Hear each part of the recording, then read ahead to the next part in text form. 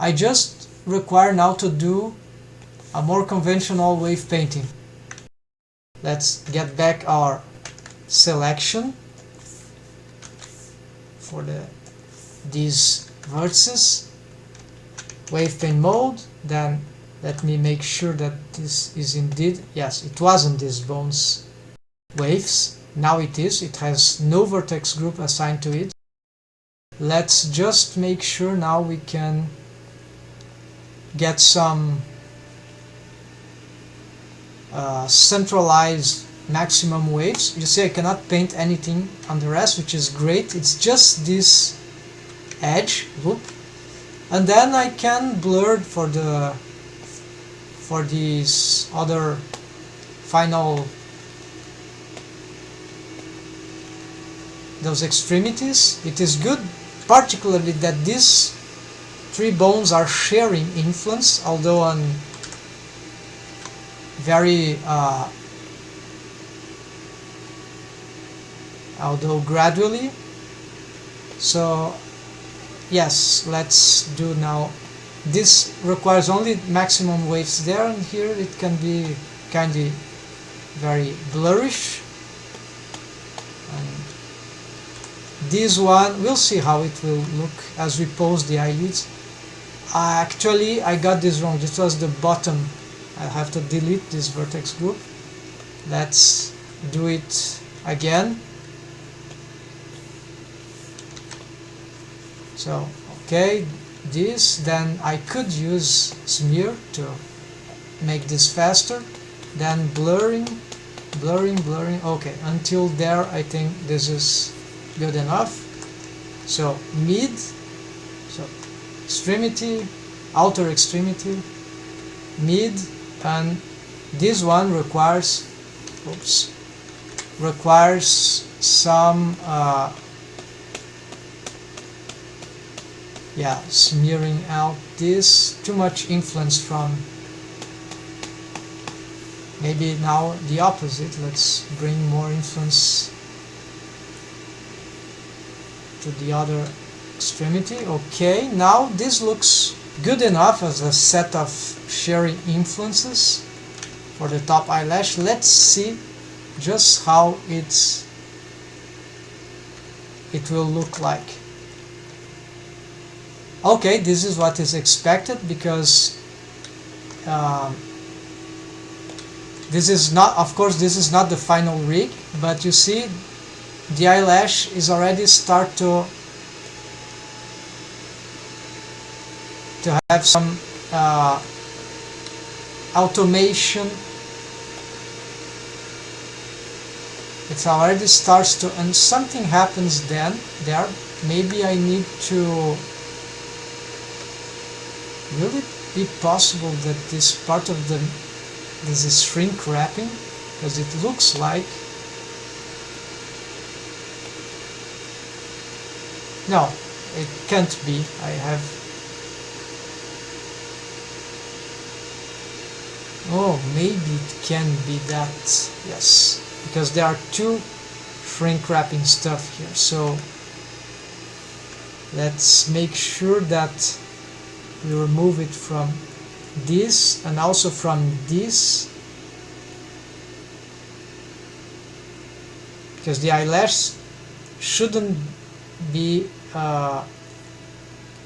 shrink wrapping in any sense.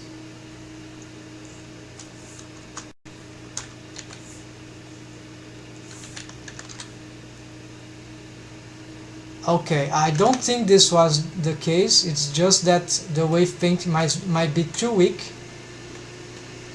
Or simply I can solve this by perhaps just adjusting this mesh. Let's make like it dramatically larger and further away from the eye. There you go. So this is kind of very funny to work with, and it's just a single edge loop that does all that. Okay, then for the up and down motion, we'll address that later. I consider this is good enough for the starting point for this top eyelash. It's normal that it's very far still from what we want at the end, but I assure you this, you see, some degree of interesting motion already occurs here, but it's certainly not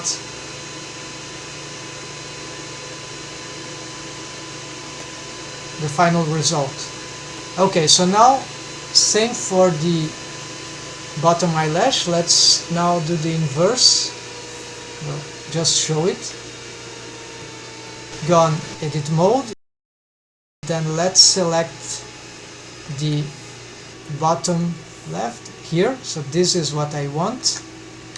And now let's wave paint these eyelid bones are in the way. So let's start with this one. Let's use auto normalize again, and I think it won't work, of course. I have locked that one. So let's do it just for one of the bones, so it disrupted everything else.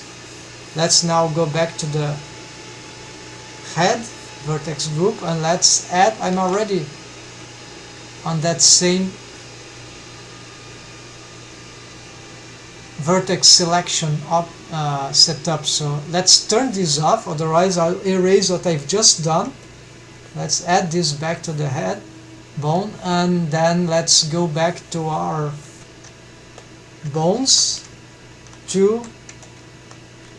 So you see, I didn't lost the things, I not with auto normalize anymore now, and let's start adding the same stuff here. So smear both sides, then blur both sides, then here high influence here, smear and blur, and eradicate a lot from this corner, and that is it. And then again this one I need to start an inverse smearing in terms of values, and then blurring all that. Okay, maybe slightly more to that side, that direction, and I feel like there could be more waves here. Okay, and then let's slightly blur it. Okay, and now let's try to pose the bottom eyelash, the bottom eyelid, with its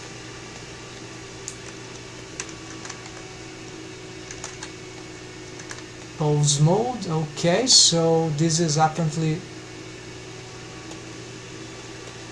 yes, the eyelash is mostly following. Again, it's too short. Maybe I should exaggerate a bit the design.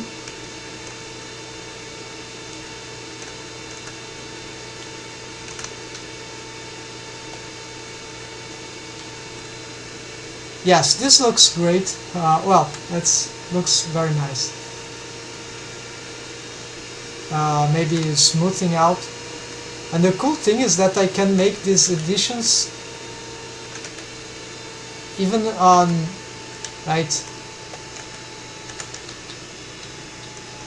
Okay, so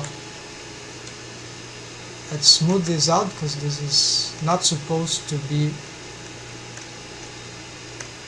Yeah, maybe this could be.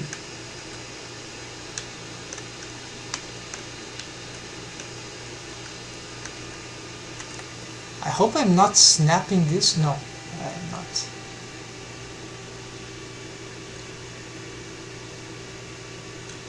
Alright, so then finally let's see. I think I got it a little worse than it was, or it was just on that pose. Okay, so maybe it really requires to be, this part is the one that is tricky. I guess I need just to make something like that. And then let's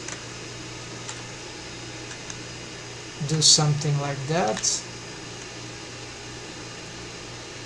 and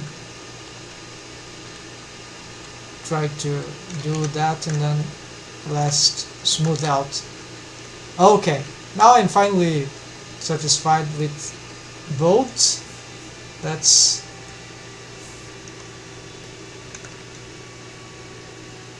yes, okay, this is getting fairly good already, and I just require now to,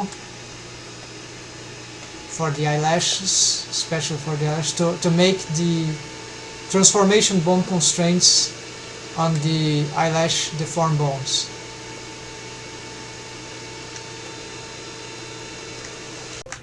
Okay, so let's start addressing this transformation bone constraint for the eyelash deformed bones. So for this inner corner for the top eyelash, I will use this also inner corner for the top eyelid. It will be the target of the transformation bone constraint. So let's see on bone constraint properties tab. Here it is, but I don't want to be seeing those copy location bone constraints right now. Let's hide all of them. And now let's start editing this transformation bone constraint all to local spaces, differently from the copy location, which is world spaces. Now I want to start mapping from the target bone, that is this one, and I want a location, remember a start and end location for having a range or scope of positions, right? A minimum and a maximum positions, because this is about location that I'm making. And for the z-axis, this is what I've done originally, z-axis for this, the target bone. But what happens here is that unfortunately I think I've tried to make something different, and it was not very smart, because now what we see for this, hold on, what we see for this eyelids control bones is that the x-axis is pointing downwards and it's a positive axis downwards. So this might be a bit confusing, because in principle downwards is negative, right? We could do as it is, right? But then this means that if I look for a minimum position for the, let's just move this down just a bit for now, because this will help me in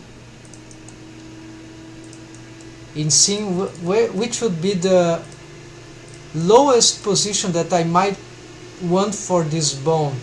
So it will be, let's see, the minimum for its, in this case it will be its x-axis here, very small. It will be about 0.25, and 0.25, well, it's a positive, so check this value. As I reset the position, then it's 0. As it grows positively, the bone goes down. So this is not really very nice, so let me fix this. And this is interesting, how we can make change to these corrections. So I can pick all these bones, I have set up all of them with the same idea, but now I'm not satisfied with this idea anymore.